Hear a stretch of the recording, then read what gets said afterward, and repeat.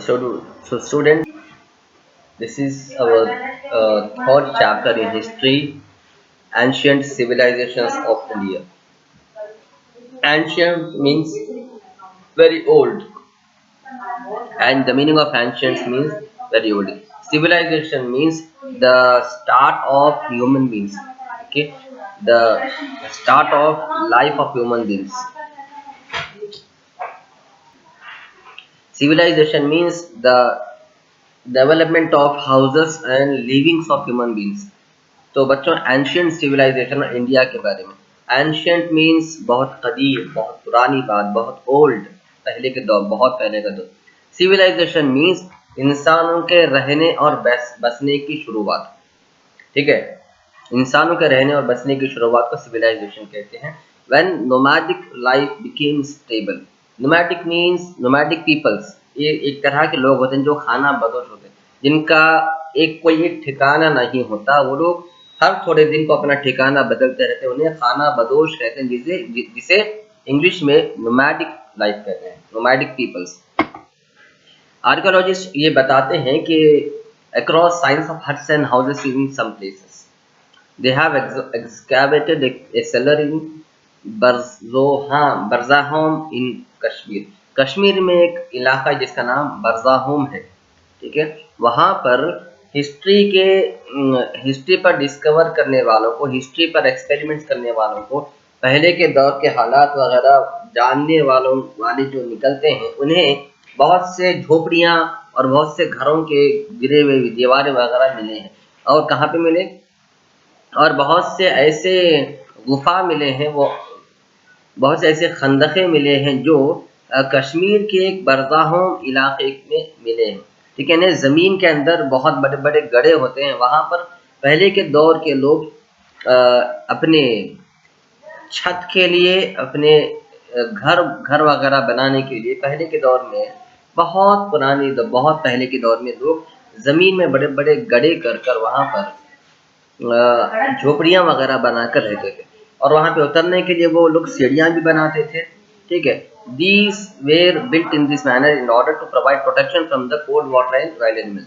ये इसलिए बनाए जाते थे ताकि जंगली भेड़िए, जंगली जानवरों के हमले से बचा जाए।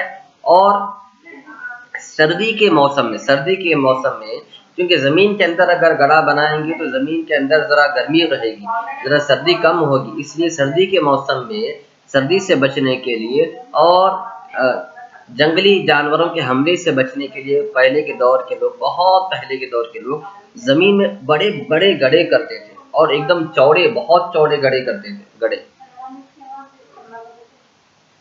करके उसमें झोपड़ियाँ बना के रहते थे। ठीक है, earthen pots have been found inside and outside such pits.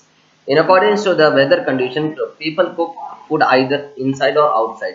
हालात के मौसम के हालात के हिसाब से, मौसम अगर गर्म है या सर्द है या बारिश का मौसम है, मौसम के हालत के हिसाब से वहाँ के लोग या तो ज़मीन के अंदर के घरों में ही आगे पकवान करते या फिर ऊपर आकर पकवान करते थे। ठीक है, मौसम के हिसाब से अगर गर्मी वगैरह ज़्यादा है तो ऊपर आकर पकवान करते, अगर सर्दी है तो नीचे पकवान करते, बारिश है तो नीचे पकवान करते, इस तरह।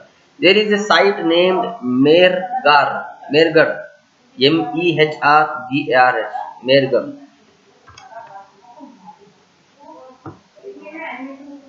मेहरगढ़ इसका नाम है, जहाँ पर fertile plain of Bolan pass which leads to iron, वो इलाका जो कश्मीर से ईरान को कनेक्ट करता है।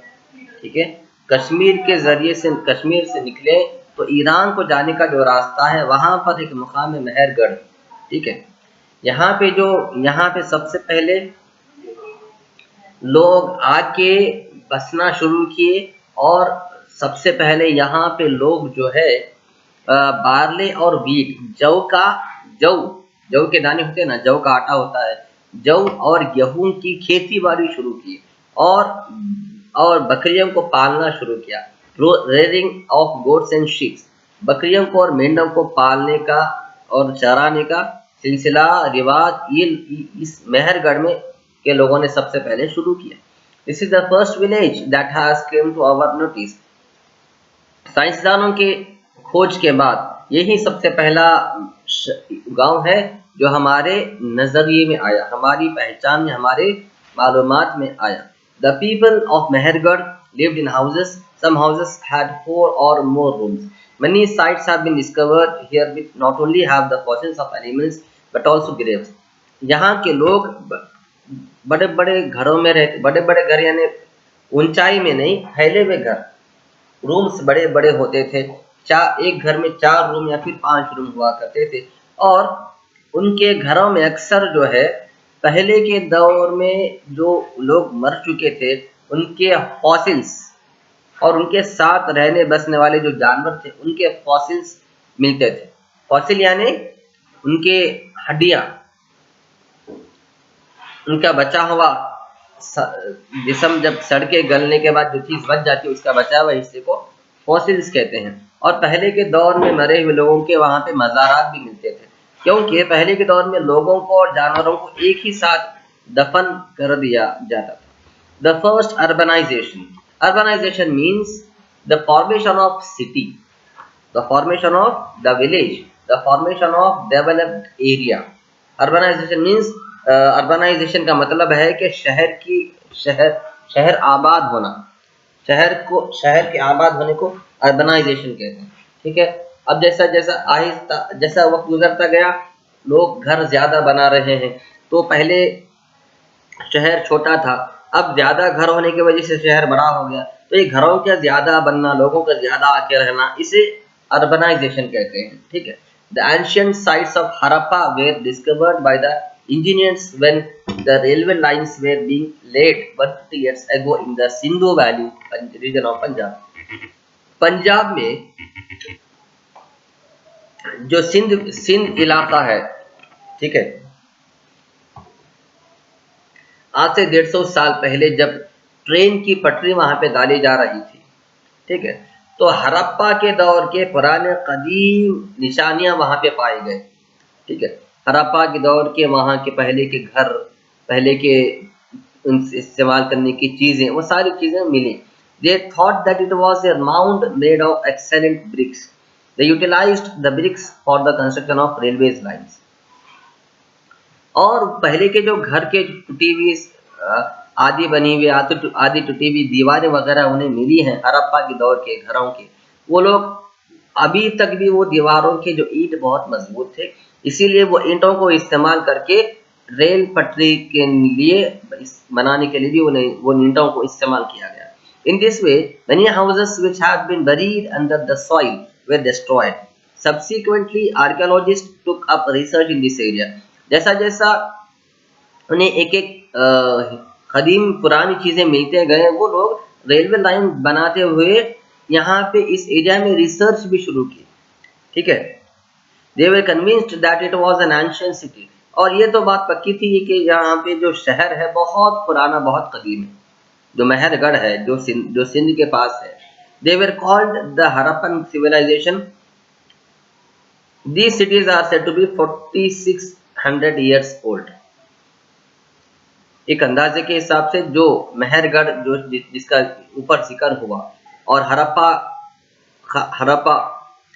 के बादशाह के शहर, बादशाह की हुकूमत के शहर, जिसके निशानियां, जिसके वीरान दीवारें, वीरान महलात वगैरह की निशानियां मिली, एक अंदाजे के हिसाब से साइंटिस्ट कहते हैं कि 4600 साल पहले ये लोग यहाँ पर आबाद थे।